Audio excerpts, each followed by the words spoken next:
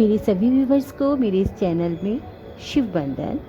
आज हम बात करेंगे बुरी ऊर्जा यानी कि नेगेटिव एनर्जी। ठीक है, अगर किसी को कोई बैड एनर्जी इफ़ेक्ट कर रही है तो इसका क्या सॉल्यूशन है।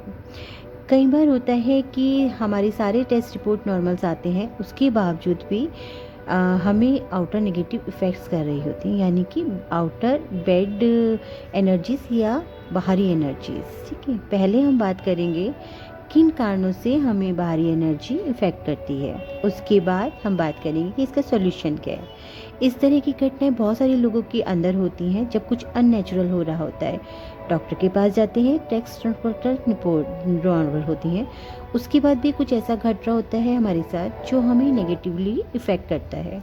तो किन किन कारणों से हमें बाहरी ऊर्जा इफ़ेक्ट करती है। सबसे मेन कारण है हमारी ऑरा का कमज़ोर होना। हमारे प्राणों का जो आवरण होता है वो कमज़ोर हो जाता है, क्षीण हो जाता है। इसके लिए बहुत सारे कारण हैं। सबसे पहला कारण है जब हम किसी घटना से डर जाते हैं तो भी ऐसा होता है। दूसरा, हम किसी लंबी बीमारी से उठते हैं तो भी ऐसा हो जाता है। तीसरा, कोई भी नकारात्मक भाव जिससे हम गुजर रहे होते हैं उससे भी ऐसा होता है। चौथा, हमारे अब तक के कर्मों की वजह से, हमारे पास तक कर्मांश जो है उसकी वजह से भी। और पांचवा, हमारे ग्रहों की यानी हमारे प्लैनेट्स की वजह से भी होता है। कई बार ऐसा संयोग बनता है कि हम पर बाहरी नेगेटिव जो होती हैं सेंड करने लगती हैं। इसके अलावा यहाँ तक तो ठीक है, लेकिन कुछ बार कुछ बाहरी कारण भी होते हैं, यानी कि कभी किसी के माध्यम से भी हमें नेगेटिव एनर्जी इफ़ेक्ट कर सकती हैं, चाहे किसी ने जानबूझकर भेजी हो या अनजाने में उसके द्वारा हुआ है। तो ये तो पॉसिबल रीजंस हैं। अब बात करते हैं इसके सॉल्यूशंस की।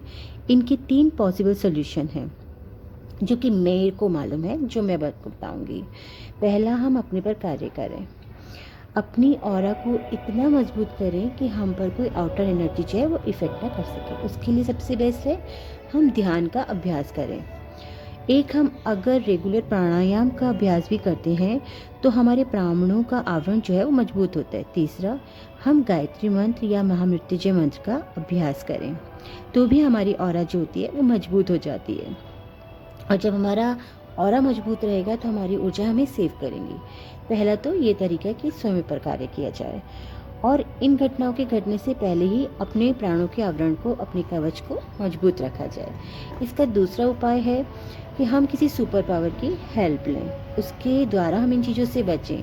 इस तरह की घटनाओं के लिए डील करने के लिए हमें बहुत सारे मंत्रों पर कार्य किया। ठीक है, इसके लिए पर्टिकुलर जो नेगेटिव एनर्जीज को हटाने के लिए प्रयोग में लाई जाती है उनकी हम सहायता ले सकते हैं, देवी शक्तियों की सहायता ले सकते हैं, उनके मंत्रों का हम अभ्यास कर सकते हैं।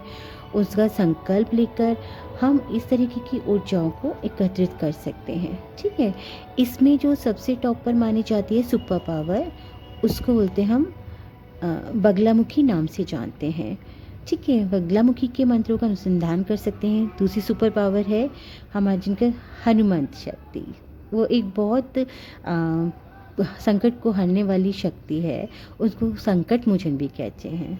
ठीक है, ऐसा नहीं है कि आप स्पेशली मैं किसी रीज़न की बात कर रही हूँ। ठीक है, तो कुछ बातें कई बार क्या होता है हम लाइफ में अनुभव करते हैं और उसके द्वारा ही हम आगे अपनी बात आपके सामने रखते हैं कि मैंने भी महसूस किया कि हनुमान जी में एक ऐसी शक्ति है, ऐसी पावर है जो हमें सेव करती है। ठीक है, तो आप इनके मंत्रों का भी अध्ययन कर सकते हैं, जाप कर सकते हैं। लेकिन जब भी हम कोई मंत्र करते हैं तो उसके लिए एक शर्त होती है। मंत्र गुरु से दीक्षित होता है तो ज़्यादा पावरफुल हो जाता है।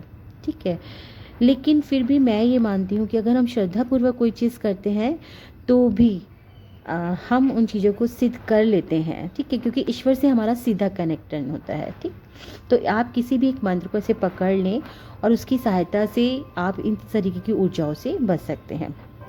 लेकिन कई बार प्रॉब्लम ये आती है कि ऐसे गुरु बहुत कम हैं जो मंत्रों में दीक्षित कर सके, मंत्रों की दीक्षा दे सके, ऊर्जान्वित करके हमें दे सके। ठीक है, तो इसके लिए एक अल्टरनेट ऑप्शन है कि आप हनुमान चालीसा का जाप कीजिए, हनुमान चालीसा का पाठ कीजिए। ठीक है, इसको इस तरीके से डिज़ाइन किया है कि एक मंत्र की तरह होता है। और इतना कहूँगी कि कुछ समय तक इसका प्रयोग किया जाए तो इसके रिज़ल्ट्स ज़रूर मिलते हैं। तो इससे भी हम कर सकते हैं, ठीक है। 11 दिन 21 दिन हम इसको करें, पूरे ध्यान से, पूरी लगन से, पूरे विश्वास के साथ करें कि हमारी अंदर की जो नेगेटिविटी जो है वो दूर हो रही है और हनुमंत शक्ति जो है वो मुझे मिल रही है।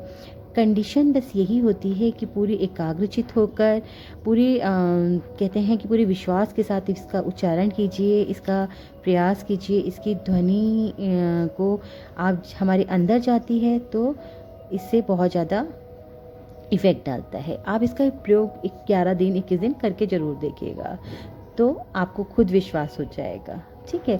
इससे आपको खुद महसूस होगा कि आपकी संकल्प शक्ति कितनी ज़्यादा मजबूत हुई है, आपकी ऑरा कितनी मजबूत हुई है। आपको स्वयं ही ये सब चीज़ें फ़ील होने लगेंगी। इसका प्रयोग करके एक बार ज़रूर देखिए। तो ये 3 तरीके से हम अपनी अंदर की नेगेटिव एनर्जी से अपने आप को सेव कर सकते हैं, अपनी ऑरा को मजबूत कर सकते हैं।